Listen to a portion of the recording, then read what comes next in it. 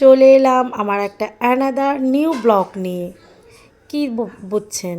সাজুগুজু দেখি কোথায় যাচ্ছি? বিয়েবাড়ি বিয়েবাড়ি? হুম, অবশ্যই না। যাচ্ছি কাচ্চি খেতে। সাজগোজ যেমন দিয়েছি মনে হচ্ছে যেন বিয়েবাড়ি বিয়েবাড়ি। কাচ্চি খাবো আমি, নাচানাচি করে আমার চালগুলো। কি সুন্দর তাই না? মাশাল্লাহ মাশাল্লাহ। যে যেখান থেকে আমাদের ভিডিওটা দেখছেন সবাইকে অনেক অনেক থ্যাঙ্কস এ লট। এই তো লোকেশনে চলে এসেছি। এই তো লিফটের জন্য অপেক্ষাও করছি। অপেক্ষার অবসান একটু পরেই ঘটে যাবে। অবসান চলে এলো। এই তো এখন ইন করব কাচ্চিতে। কাচ্চি মাই অলমোস্ট ফেভারিট। কার কার এরকম কাচ্চি প্রিয় অবশ্যই কমেন্ট করবেন। সিটিং হয়ে গেলাম কাচ্চি খেতে। অর্ডারও দিয়ে দিয়েছে আমার প্রাণপ্রিয় বড় ভাইয়া। আজকে ভাই আর ভাবি মিলে দুজন মিলে আমাদেরকে ট্রিট দিচ্ছে। ফ্যামিলির সবাই ছিল, তবে চিলড্রেনগুলো একটু বেশিই ছিল মাশাল্লাহ। যাই হোক, এই তো ভাবির পোস্টপাত শুরু করে দিয়েছে। ওদিকে আরেকজন ক্যামেরা নিয়ে ব্যস্ত। আমি বুঝলাম না, ব্লগার হচ্ছি আমি আর মোবাইল নিয়ে ব্যস্ত সবাই। যাই হোক, এই তো আমাদের খাবারও চলে এসেছে মাশাল্লাহ আলহামদুলিল্লাহ। কাচ্চি যেহেতু ট্রিটটা যেহেতু আমাকে দিয়েছে, তাই আমি আজ একটু বেশিই খাবো। বেছে বেছে একদম বড় একটা পিস নিয়ে নিলাম খাসির। আর খাসির গোস্ত আমার অনেক প্রিয়। যারা যারা আমার ব্লগ দেখেন তারা অবশ্যই জানেন, আমার ফ্রেন্ডস ফলোয়াররা অবশ্যই ভালো জানে যে আমি খাসি খেতে খুবই পছন্দ করি। আর মাছটা তো মোস্ট ফেভারিট। এই তো লেবু, কাঁচামরিচ, শসা সবই নিয়ে নিলাম। সর্বশেষে আমার ভাবিকে দিয়ে দিল ভাইয়া। এই তো সুন্দর করে খাওয়া দাওয়া শুরু হয়ে যাচ্ছিল।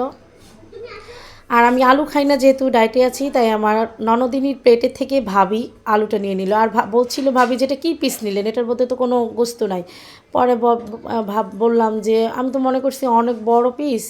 আচ্ছা যাই হোক, পরে ভাইয়া আবার আমাকে আবার অন্য একটা নতুন বড় গোশে ভরা একদম কাচ্চির একটা পিস দিল, মানে খাসির একটা পিস দিল। তো আমিও খেতে লাগলাম। আর বিশ্বাস করেন মাশাল্লাহ আমি সবার থেকে অনেক বেশি খাইছি আলহামদুলিল্লাহ।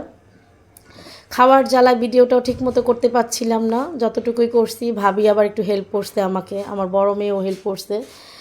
আর কাঁচামরিচ খেতে কিন্তু কাচ্চির সাথে সেই লাগে, একদম কুচকুচ কুচকুচ করে খাবেন, অসাধারণ লাগে। কেউ নজর দিবেন না প্লিজ। আর এরকম কাচ্চি কুচি খেতে মন চাইলে টিপে টুকটাকভাবে আপনাদের বাড়ির অলিতে গলিতে ঢুকে যাবেন আর অনায়াসে 1-2 প্লেট খেয়ে ফেলবেন। ডায়েট চান পিছিয়ে রাখবেন, একদিন খেয়ে অন্তত 3 দিন না খেয়ে থাকলে যথেষ্ট। আমি যেহেতু ডায়েট করছি, আমি এইরকম সাজেস্টই করি সবাইকে। এই দেখেন, ওই শুরুতে বললাম যে আমি ব্লগার আর পোস্ট করতে সবাই। সাফায়াত বলো আর এখন কেমন খাইতে কেমন?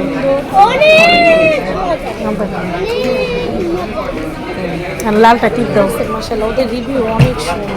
আর আপনারা আমাকে অবশ্যই কমেন্টগুলো করেন। ওই যে বললাম শুরুতেই যে আমি মাশাআল্লাহ অনেকগুলো খেয়েছি, প্রায় 3 প্লেট আমিই খেয়েছি একা। আর বোরহানি ঢালছিলাম, আমার ভাতিজা নিচ্ছিল, আমার ছোটো মেয়ে নিয়ে যাচ্ছিল। শেষমেশ আমি 1 গ্লাস খেতে পেরেছি। আর খাবার তো আমি নষ্ট করি না, শেষে 1 গ্লাস ছিল নিচে, ওটাও শেষ করে ফেলেছি আলহামদুলিল্লাহ। আর এই শেষে আমাদের এখানে চলে আসছে দই। খুবই দুঃখজনক ঘটনা ঘটলো আমাদের সাথে। দই এই 5টাই ছিল, আর বেশি ছিল না। যেহেতু জনসংখ্যা আমরা বেশি ছিলাম, তাই শেয়ার করে খেয়েছি। যাই খেয়েছি আলহামদুলিল্লাহ অনেক ভালো লেগেছে। আর সর্বশেষে আমার এইটা ভাইরাল টেকনিকটা তো অবশ্যই আমার সবসময় থাকে, যে এটা হচ্ছে আমি চাইনিজ খাই বা কোনো রেস্টুরেন্টে খাই, শেষে আমার এই মিঠা খাবারটা খেতে খুবই ভালো লাগে। আর আমি খুবই পছন্দ করি, তাই আপনার মানে ভাইয়াকে বলছিলাম টিপটপ করে এটা প্যাকেট করে নাও, আমি এটা পরে খাবো নেক্সট ডে। এই তো সবাই খেয়ে খেয়ে চাটাচুটা করছে, জিভের পাশে দাঁতের পাশে পাশে মরিমরিতে লেগে আছে কিনা। আর এই তো আমরা সিঁড়ি দিয়ে সুন্দর করে নেমে যাচ্ছিলাম। এখন খাবার দেখেন, আবার খাবার বাড়িতেও নিয়েছি আমার নানুর জন্য। আমার ছোটো বোন যেহেতু বাড়িতে ছিল, নানুর বয়স হয়েছে, পারে না তো জার্নি করতে। আর মেয়েগুলা, ছেলে মেয়েগুলা, চাইল্ডগুলো খুব সুন্দর নাচানাচি করছিল, যেহেতু পেট ভরা আছে। পেট ভরা যেহেতু ওরা তো নাচানাচি করবেই। আর আমি আমার মেয়েকে বলছিলাম আমাকে একটু শ্যুট করলি না, তোদের সবাইকেই তো আমি সুন্দর করে করলাম, যেহেতু আমি ব্লগার আমাকেই তো একটু দেখানো দরকার তাই না। আর আমার বিশ্বাস করেন এরকম পরিপাটি থাকতে, ছিমছাম থাকতে খুব ভালো লাগে।